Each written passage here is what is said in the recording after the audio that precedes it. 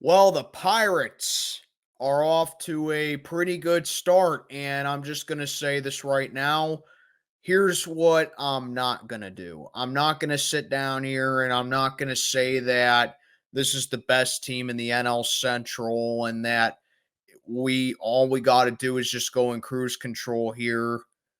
But what I will say is that I'm very pleased so far with how this team is playing and how they're just going out there, they're executing, and they're playing hard. What's going on, everybody? Happy Saturday, and I am Mac, back with another video. As always, do me a favor, like, comment, subscribe, follow on Instagram, link down in the box below. So just a quick recap of Friday night's game between the Pirates and the Marlins as the Buccos improved to 2-0. First time that we have started 2-0 since 2018. And also, 2018 just so happens to be the last time this team with a winning record. Knock on wood. Hopefully that can be the case again.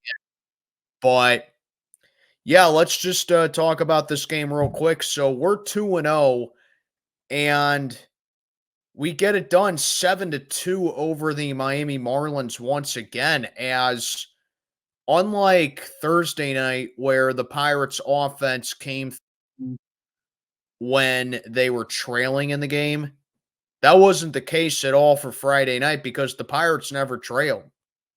Offense looked really good. I mean, there are some concerning factors here and there, like Andrew McCutchen and Henry Davis have not gotten off to good starts at the plate this year. I think both of them are hitless so far to start off the season. But again, it's very early into the season. It's just 2 games. There's still 160 to go. So I'm not too overly concerned about it, but it's just something that I would have liked to see better with this series overall is Kutch and Henry Davis, having better approaches at the plate. I don't know if they're just not seeing the pitches good enough. I don't know if they just have holes in their swings, but for them to be hitless through 2 games into the season, that is a little concerning for me. But other than that, the offense, wow, really good really good. And you see it when the Pirates are executing not just the power that they had from Friday night, but you see it when they're doing stuff like bases loaded walks and sacrifice flies, which Ke'Bryan Hayes had one of them and Michael A. Taylor had the other of them. And then Jared Triolo obviously drew the bases loaded walk that actually opened up the scoring. But man, how about Ke'Bryan Hayes? We knew what he was defensively, okay? There's no argument about that. But how about this dude's bat? Going into this series, the biggest thing that I had for Ke'Bryan Hayes was that tear that he had towards the end of 2023 a fluke? Well, so far, that spring training that he had is translating into the regular season. He just looks so poised at the plate.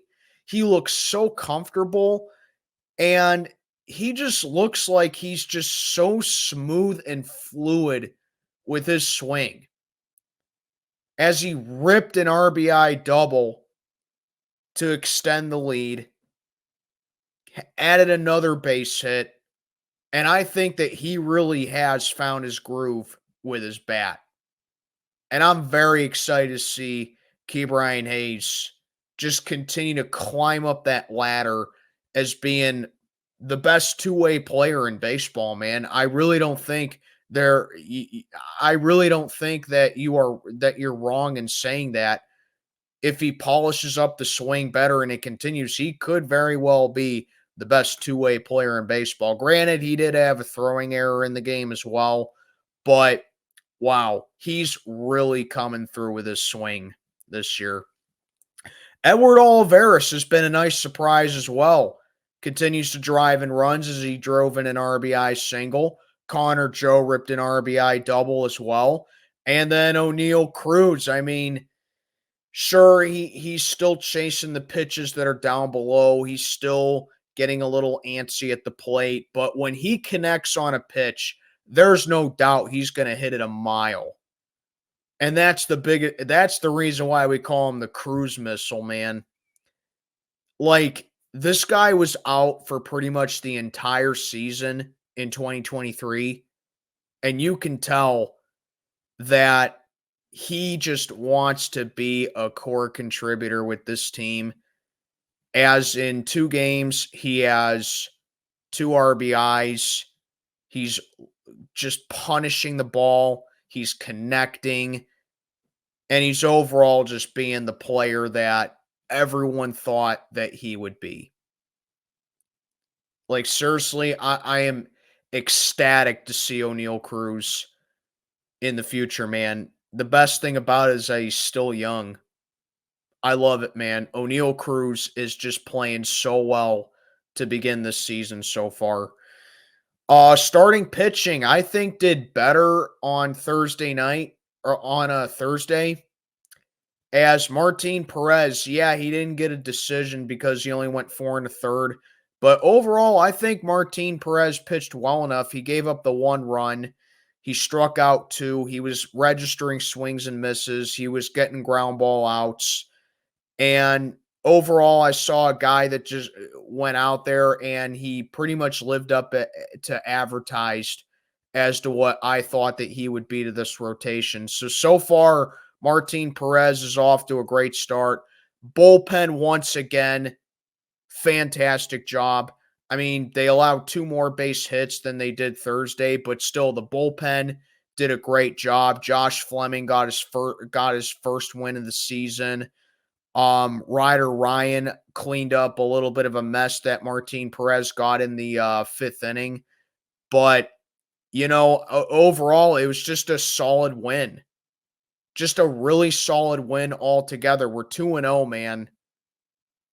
Like I said, I'm not popping the champagne. I'm not planning the parade yet. It's only 2 games in the season. But for us to go down to Miami, play a tough Marlins team, and we're going to come away bare minimum with a split against these guys, I think that's a really good start to the season for this young team that, once again, I can't stress it enough, are just really looking to put themselves on the map. And the schedule upcoming for us, it's pretty favorable for us. We head to DC next to play the Nationals after this series. That's a team that we should be able to beat. And then our home opener against the Baltimore Orioles. I mean, the Orioles are a very good team. They're a great team. That's going to be a big test for this team. And then we got the Detroit Tigers for a 2-game series after that. So it's a mixture of teams that we should beat against teams that are playoff contenders. And the Tigers, they're a team that I wouldn't sleep on. They got a feisty young team as well. They're a team that I wouldn't sleep on either. But overall, I think these next 3 series after this Marlins series is going to be a good test for this Pirates team right here. We're 2-0. We're going to come away at least with a split against these guys. I would love for us to take 3 out of 4, preferably a sweep, but 4-game series are very ambitious to sweep at. But I would be very happy with 3 out of 4 heading into DC to play a Nationals team that we should be able to beat. But yeah, great game. 7-2, we get it done over the Marlins once again. And, like I said, this will probably be my last video until Monday, most likely, because once again, it's Easter, spending it with my girlfriend's family. But yeah, I just wanted to pump this out real quick. Very pleased with the start the Buccos are off to, man. And let me know what you think down in the comments below. I am Mac, checking on out for the day. Have a good holiday and have a good one, everybody. Go Bucks.